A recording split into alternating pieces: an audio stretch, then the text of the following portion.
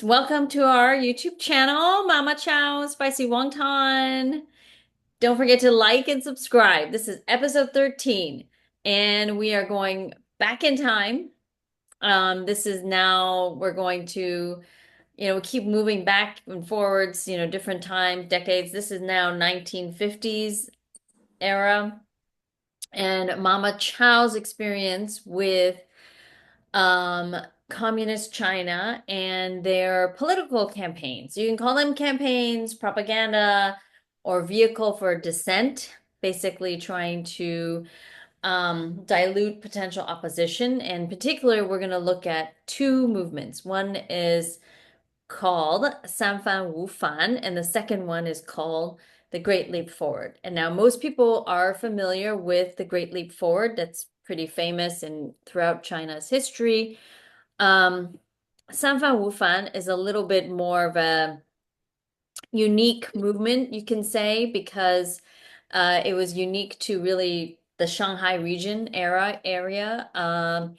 It was designed to target corruption and bribery, but it really focused heavily on the Shanghai area because a lot of businesses and entrepreneurs prospered in the Shanghai area where my family's from. And as you can see here, linking to this Wikipedia page, which is actually in Chinese, but thanks to AI and LLMs, we can translate automatically. And you can see within a span of 4 months, an estimated 876 people committed suicide in Shanghai because of this targeting by the government against the capitalist class that was deemed, the business class. So with that, I will turn it over to Mama Chow to explain her family's experience with this movement. Hello, everyone. Okay, in those times in China, the political movement during 1950, 60, 70 was nonstop, one after another. I experienced many of them in the 50s and early 60s, but the 70s I was not there because we went to Hong Kong. Okay, the first one I remember is, like you said, the Sanfan Wufan. It directly involved with my father. He was kept inside his company, Mingshen Renchuan Gongsi. He worked there for 2 days due to the reporting from our chauffeur, the driver, to the government saying he's corrupted without any evidence. By then, my grandfather was always staying inside the house.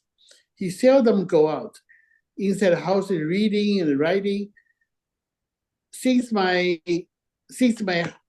father happened to be one of the example to be kept inside the office, he left the house with my grandma the next day to visit mayor of Shanghai.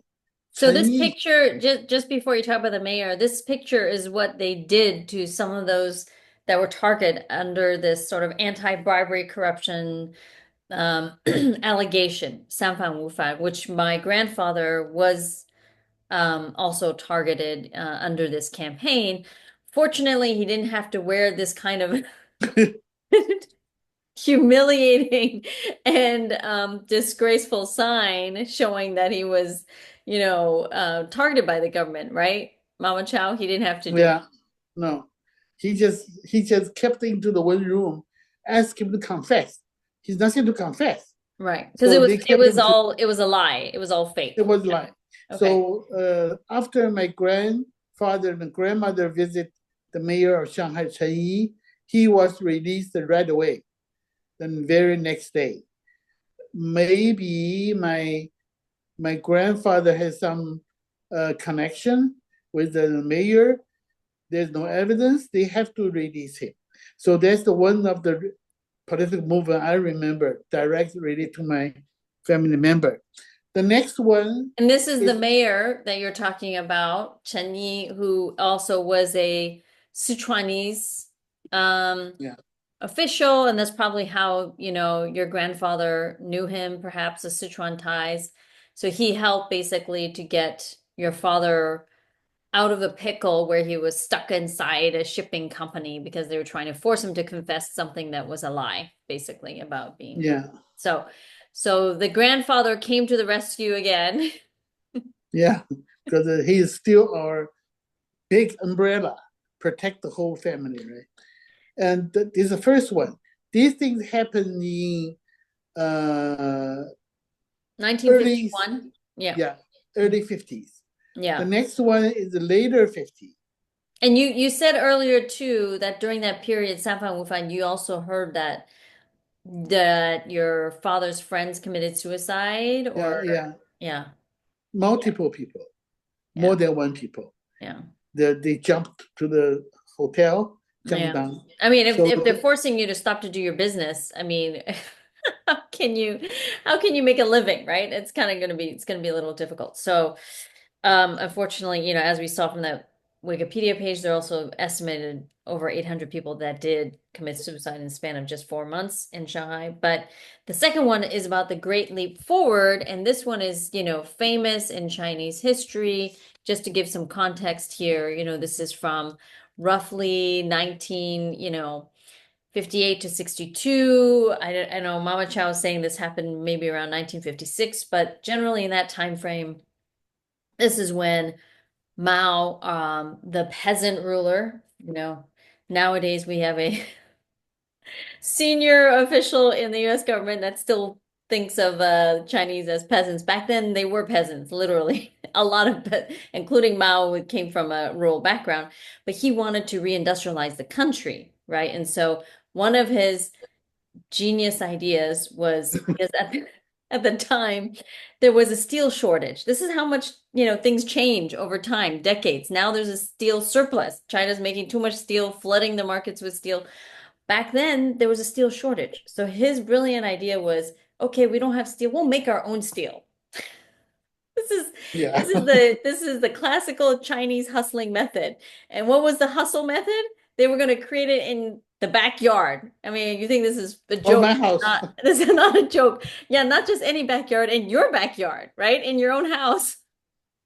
This why I remember so clearly. The government moving like barrel, like you put the wine, shaped like that.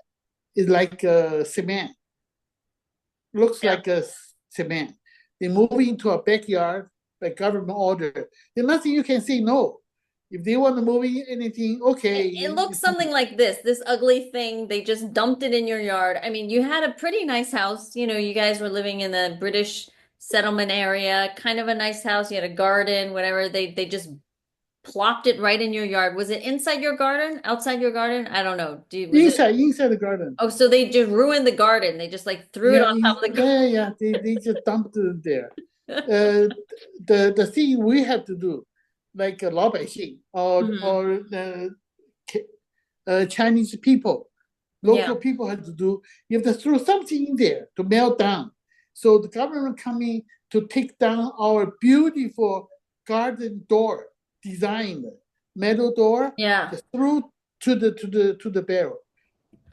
Because It, it, you need to show everybody had to throw something in order to show they're being patriotic, they're doing something for the country, blah, blah, blah. they come inside the house, take down the metal window frame to throw in there. So nothing you can say no. Is your contribution to our country. So But you did have to show your anybody in your house, your father, whoever, say, what is this for? Did anybody ask them, what is this? This is stupid. okay Did anybody because say this is stupid? in the movement there's a lot of propaganda on the paper, Mm-hmm. newspaper. You should read the paper. You know what's going on, the what next coming up. So what can you say no? It's government decision, the brilliant Mao's decision. Yeah. How Because can they thought by putting all this metal, any metal, knives, doors, whatever, just burn it up and suddenly yeah. magically steel will appear. That was a theory, right? So they threw in the beautiful stuff coming out garbage. And by the end of the day, there's a big weight machine. There's a weight. How many tons, how many pounds of garbage they produce. And they compete with this area, that area. How much you produce, like Uh, But so yet, I mean, it proved in history because they realized it was a failure because majority of this, you call it garbage, this bonfire, basically bonfire of like random crap, it wasn't usable, right? It wasn't usable. And then you had to breathe this terrible air because you had health yeah, problems with I asthma. have a You couldn't, severe asthma, so yeah. we cannot open a window with this polluted air with the dust coming. I cannot breathe. So that's the thing I would never forget. Other people will not forget. For me, is unforgettable. Is because it happens to my backyard. You cannot believe. Well, it's not your backyard. It's the government's yard, right? Because they do whatever they want. They just came in, they Yeah, dumped it it just in came your, in. destroyed your garden, destroyed your garden door. It just said, whatever. But you asked me, you said, did you say anything against the idea? Yeah. Yes, we close the door. We say that. We don't understand. The only thing we know is coming, decision coming, will be happening. But we don't understand why they choose our backyard. Oh, but that's yeah. I remember asking you, yeah, Yeah, why? you asked me Yeah. because my grandfather passed away. We don't have an umbrella anymore. Oh, the savior is gone again. Okay. So that was finishes this episode, right? Of uh political movement. There's more to come because you've experienced many. We can also sprinkle in some from the US. I know I heard stories when you guys came to the US in the 60s, 70s from uh, you know, there were a lot of movements here too then. So we can sprinkle some of those in too. But that's for future episodes. So Okay. thanks for joining us. Don't forget to like and subscribe. Thank you for listening. And then next week. Bye bye. Bye.